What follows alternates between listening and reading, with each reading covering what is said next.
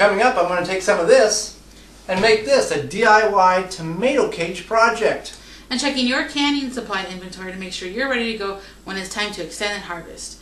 All that today, coming up on the Wisconsin Vegetable Gardener. We encourage you to try everything you see on the program. Grow your own, know where your food comes from, and know what's in it.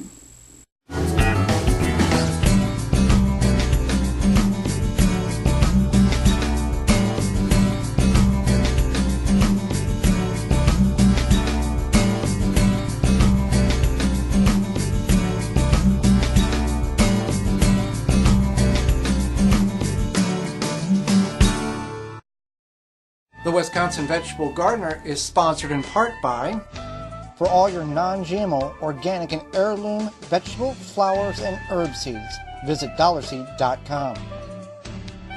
Sioux Growing Supply, located in Wausau, Wisconsin, focusing on certified leaf compost, an excellent amendment for poor soil, retains moisture and adds nutrients, which equals less watering.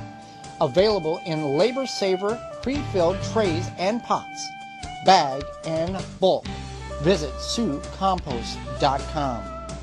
Organic fertilizer for the health-conscious organic home gardener. Family owned and operated. Visit thewiveggardeners.com. Don't poison your soil with municipal water. Attach a body, mind, and soil hose filter. Free shipping exclusively through the WisconsinVegetableGardener.com. Just click on the body, mind, and soil icon. Authentic Haven brand soil conditioner for the home gardener. Easy to brew. Visit ManureTea.com. No measuring, no thinking. Stamp it, plant it, stop plotting, start planting. GardenStamp.com. Welcome to the Wisconsin Vegetable Gardener. I'm Joy Baird. Today we're going to design and create some DIY tomato cages. Now, there's many tomato cages that you can purchase online. Some are the short little dinky ones that you can buy at your local home and garden center, which works great for patio container tomatoes. And other ones you can buy online that are very expensive that you would need to mortgage your house for. They work great, but they're very expensive. So you're going to, and I are going to create our own tomato cages.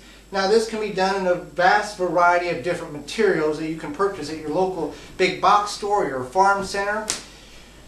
They come in different heights. This is just regular rubber coated mesh wiring with small holes. Now one thing you want to keep in mind is when you're making this tomato cage, you want the holes to be as large as possible when you purchase the fencing. Now that may not always work, so we can always cut holes, and we'll get to that momentarily. This wire is 40 inches tall. Now you want to try to get your fencing as tall as possible. They come in sizes from 2 foot to 60 inches. It's based on your financial situation, how much you're willing or able to spend. And you can get all different types of fencing, from the mesh that they put in concrete to just regular woven wire, any kind that you can find. Now, it determines what height you're going to put it at as what type of tomatoes you're going to grow. Tomatoes are categorized in 3 different types of growing. There's indeterminate, determinate, and semi-determinate tomatoes. Let's make this simple. Bush, semi-bush, and vine tomatoes. The determinate or bush variety will grow on average about 4.5, 5 feet. Your semi-determinate will grow between 4 and 6 feet. And your indeterminate will grow, they can grow up to 10 feet in height, but you're averaging 5 to 8 feet. Now we've had tomatoes that have towered over 5.5, 6 feet at the garden. So we're going to at least start with the 40-inch here, and then if we need to, we can expand. But I want to show you the basic concept of how you can make your own with some mesh wire or fencing you have laying around. Now the diameter, how wide or how big the circle do you want? You can go anywhere from 13 to 15 inches. We're going to go 20 inches, and this being our raised berms are 48 inches wide. This will give us 20 inches on each side with an 8-inch center that we can put our tomatoes. We're going to have a little gap in the center. And tomatoes will actually, you can put them closer than what's recommended because they can grow together and create a berm or a hedgerow, and they can grow together and support. So let's get figuring out what we need to do. Now, We're needing ours to be 20 inches across, 20 inches center. So that figures out to be about 52 inches of actual fencing we need to roll out and measure. And this can be done by a calculator online, or if you're a mathematician, that will be a great benefit to you in this particular project. So we've gone ahead and we've measured it out, and you're going to need a tape measure and some kind of wire fence cutting. Just regular pliers work well. You've got the little teeth there that will actually cut the fence, or just regular wire cutters will be fine. Very small expense for you whenever you go to your local home and garden center to buy your fencing.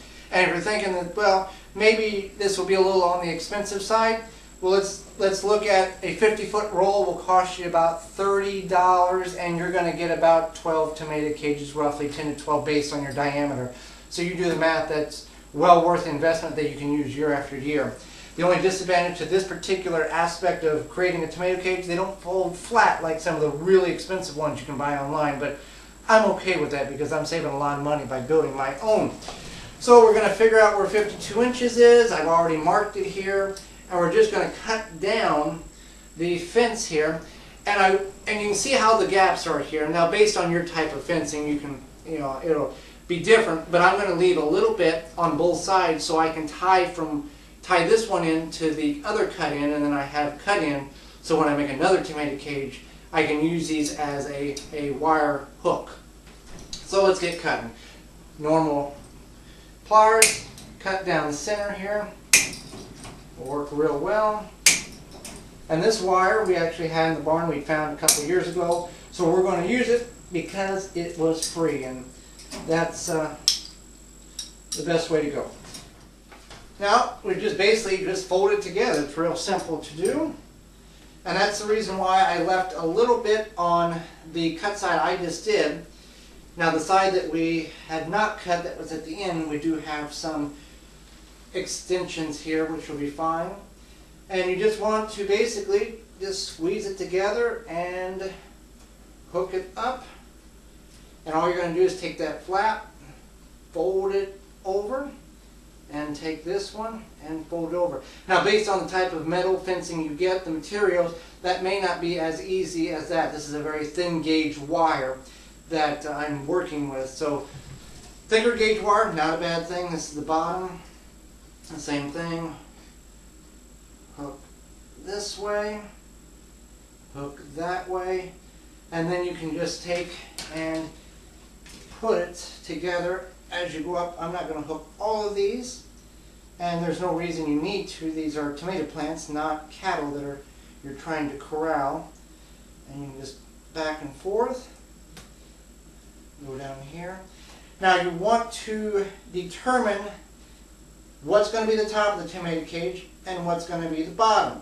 And I say that because the bottom 1 foot, you're probably not going to have a whole lot of tomatoes on it. Let me get this shaped a little bit better. This had got dented before we found it, so we're just going to push it into shape.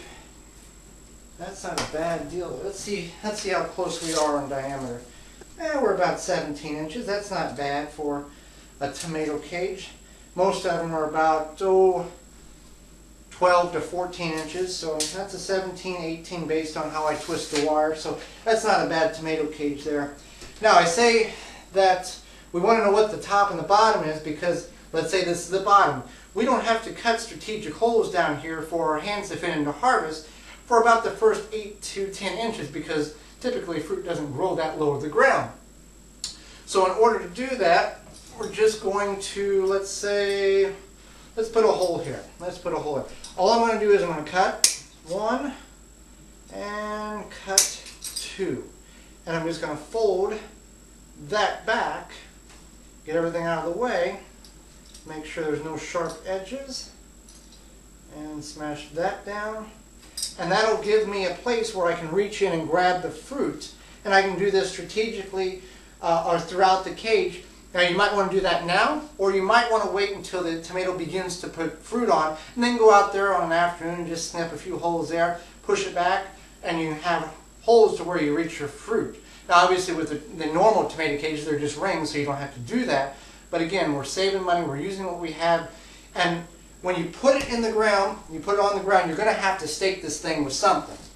What we recommend is if you have metal fence posts, that'll work well. Put a fence post on the outside, wrap some string or zip tie around it to keep this tomato sturdy, because right now it's not going to blow over, but when you have a tomato at full grown capacity in here, it's going to be very susceptible to wind and it could be tipped over.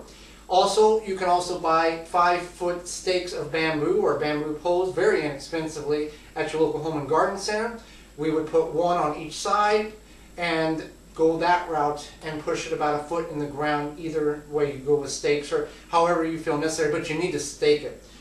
So that's pretty much how you make your own tomato cage, and it's going to work very well. We knew we were going to need some, and we're going to build them this way so they're sturdy, and because our tomatoes will get 5 to hopefully 10 foot tall in some cases, and the way we're growing them, you can find that information on our website. It's the same name as our show, thewiveggardener.com. At the top of the page there's a tab you can click on how to grow the best tomatoes, and that gives you some of the information that we use here at the gardens.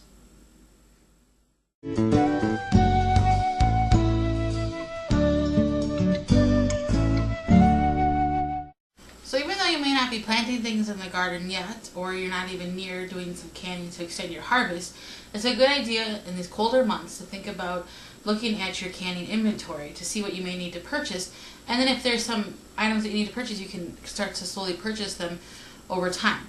One thing we always think about is stuff like this, which is a kosher dill mix. It actually expired at the beginning of this year, and it got quite dried out through storage, and it's kind of gross. So obviously we're going to be tossing this, and if we decide to go with this mix again, we'll be buying it again. Things like fresh produce protector, you just want to check your dates, make sure that if it hasn't been opened, it hasn't expired or anything like that.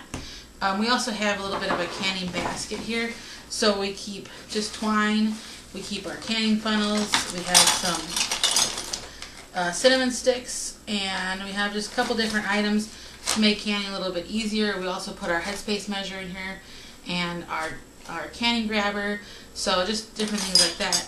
And then we even have this thermometer here. Sometimes we use this to make sure things are up to the correct temperature. Then another thing you can do is, actually Joey made me this nice box here that I can store my lids in. And you want to check your lids, make sure we have, what we discovered near the end of canning season is we have a lot more wide mouth lids than we do regular mouth lids. So when I go to stock up, I can make sure I buy enough with regular mouth lids and I'm good to go on the wide mouth lids. Things like pectin, you want to make sure you have, if you use a lot of regular pectin or if you use a lot of pectin for low sugar, no sugar recipes, whatever you use, you want to make sure you have that on hand as well. Again, check the expiration dates. This is April 2014. So if I'm not going to use it before then, I'm going to unfortunately have to toss it, or maybe I can find a recipe to use it in. Same thing with jars. Now you want to, again, near the end of canning season last year, we actually got low on jelly jars, and I was making Christmas gifts, so we actually had to go through all of our jar inventory and just like pull whatever jars we had. We had some dry storage in some of these smaller jars, and we had to put them into the pint jars. So sometimes you want to check that to make sure you have enough jars.